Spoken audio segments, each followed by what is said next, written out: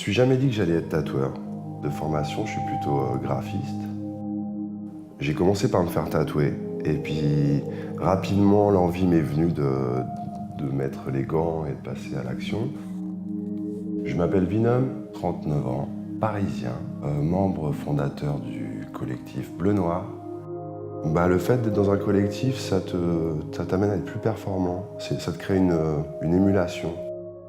Au départ, c'est un studio. On voulait faire des résidences d'artistes avec nos amis, des gens proches pour venir préparer une expo.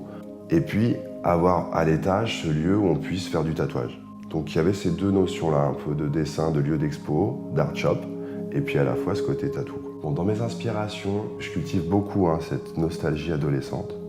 Du coup, je suis très clairement inspiré par le punk, le skateboard, les contre-cultures en général, peinture des années 60, le punk des années 70. Quand tu es un tatoueur, tu n'es pas un artiste, tu es un artisan. Tu mets ton savoir-faire au service des gens, à leur demande. Et ça me plaît. C'est magique. Et c'est pas qu'un choix de motif, c'est aussi la personne qui le porte. Une tête de loup, ça peut être super cool sur un mec et trop horrible sur un autre.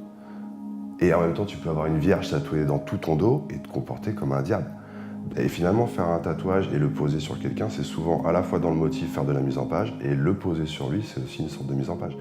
Moi, j'ai tendance à croire que le corps est sacré, et en même temps, il faut désacraliser un peu le tatouage. Alors que c'est quelque chose qui est transversal, qui touche tout le monde. Je m'appelle Vinum, je suis tatoueur et illustrateur.